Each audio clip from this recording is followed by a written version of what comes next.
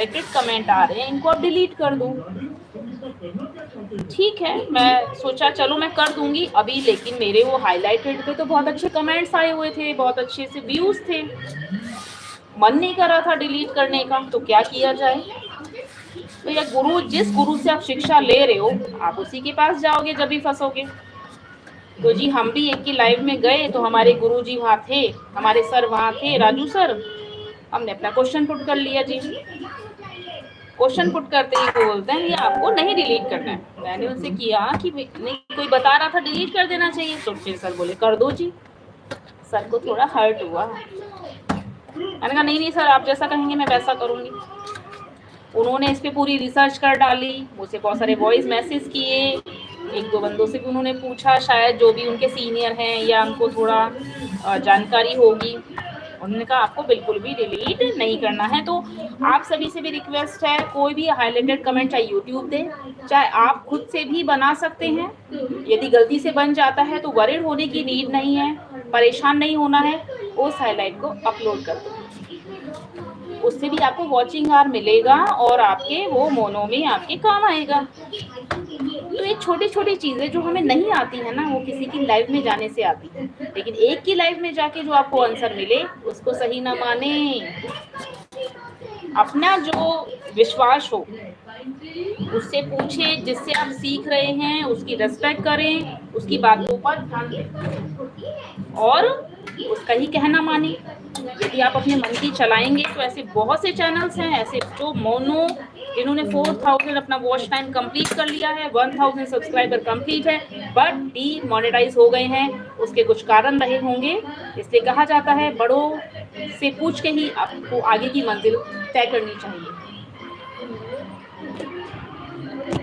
यदि आपको थोड़ा सा ज्ञान आने के बाद आप में यदि प्राउड आ रहा है कि मैं तो बहुत कुछ ज्ञानी हो गया हूँ और मैं तो सब कुछ जानता हूँ यूट्यूब के बारे में, तो ऐसा आप प्राउड ना करें।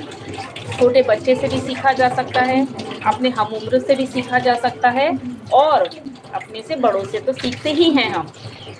तो जो ज्ञान में बड़ा है, चाहे वो हमसे उम्र में छोटा हो, लेकिन ज्ञान में वो बड़ा है। आज के टाइम में ज्ञान की बहुत पूछ है। तो मेरे उस क्वेश्चन की वजह से भैया ने कल की शाम की रात जो 10 बजे लाइव लेते हैं, उन्होंने पूरा डिस्कस किया, सभी को समझाया और सभी के कंसेप्ट क्लियर हुए।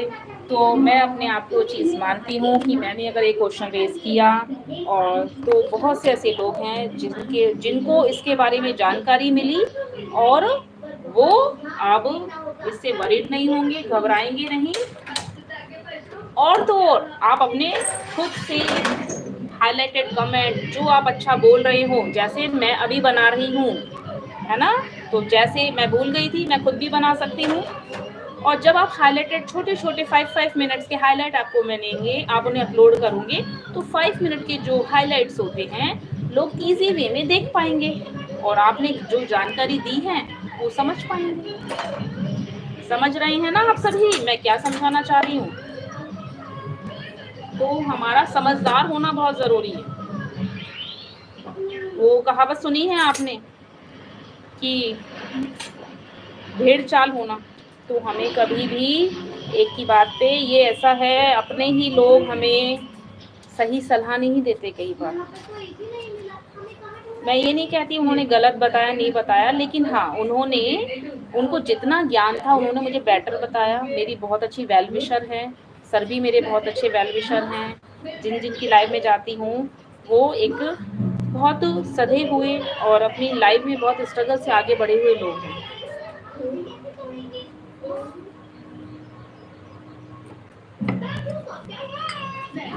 तो जो हमें सिखाता है ना, उनकी लाइफ में जाने का मन करता है, उठने का मन करता है। और यदि मेरी लाइफ में भी आप लोगों को कुछ सीखने को मिलता है तो बिल्कुल आइए। आपका कोई भी क्वेश्चन हो, कहीं पे भी आप अपने किसी भी चीज़ में अटक रहे हो, तो मैं बिल्कुल आपकी हेल्प करूँगी। और क्योंकि मुझे मेरे इसके कारण काफ़ी एडिटिंग करनी पड़ती है। आप लोग यदि शॉर्ट्स बना रहे हैं तो शॉर्ट्स में दिक्कत नहीं है, शॉर्ट्स में व्यू बहुत अच्छे आते हैं, तो आपको ये पता होना चाहिए शॉर्ट से मोनो कैसे होता है। प्लीज़ जिस जिसको पता है बताइए शॉर्ट से मोनो होने के लिए क्या यूट्यूब ने क्राइटेरिया